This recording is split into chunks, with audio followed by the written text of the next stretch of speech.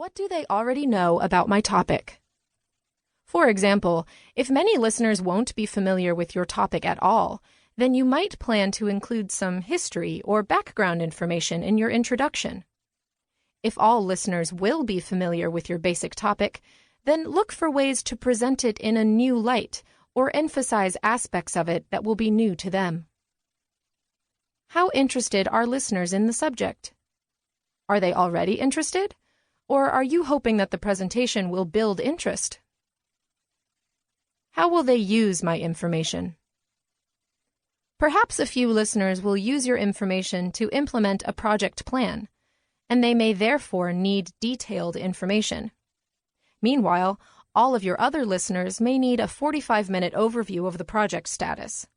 In that case, you might plan your presentation as a 1-hour talk centering on a project overview that will concern everyone.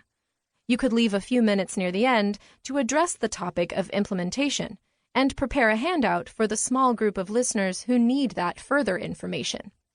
You could then arrange a time to address or write to these audience members separately.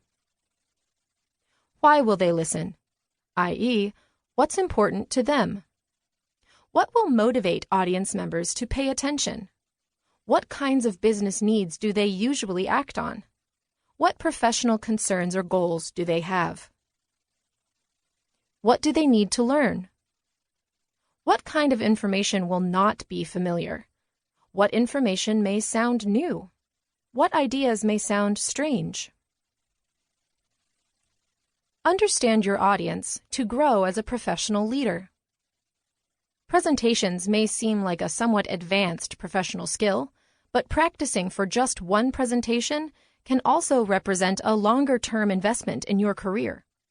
Many of the challenges in this book translate into solid professional development, starting with an effort to understand your audience. This single process offers automatic professional returns on your investment of time and energy for a specific presentation and beyond. Understanding different audiences will make you a more effective business writer in varying situations. Engaging in this process can help you motivate your colleagues or team members on other occasions. It can prepare you to coach or mentor colleagues who don't have your professional expertise in different areas. And it can help you appreciate that it's important to tailor a professional message to its specific recipients. Many managerial and executive roles involve recognizing the interests and needs of very different listeners or readers. Exercise. Think of a presentation that you need to develop and deliver. Use a pen and paper and listen to the following questions to identify your audience. What do they already know about my topic? How interested are they in my subject? How will they use my information? Why will they listen? What do they already know?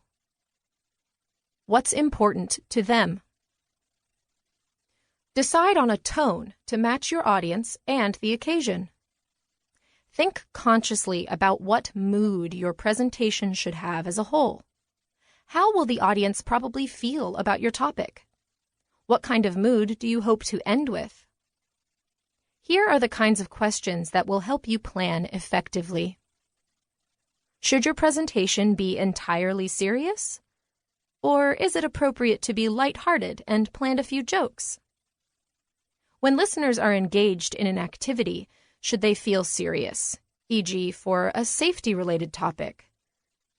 Or should they feel amused, e.g., for a game that develops a skill but also builds camaraderie and teamwork? Here are some specific, on the one hand, and on the other hand, considerations that you may need to balance to strike the right tone. Sounding formal enough, yet casual enough. Sounding confident, but not superior. Sounding authoritative, yet open to new information.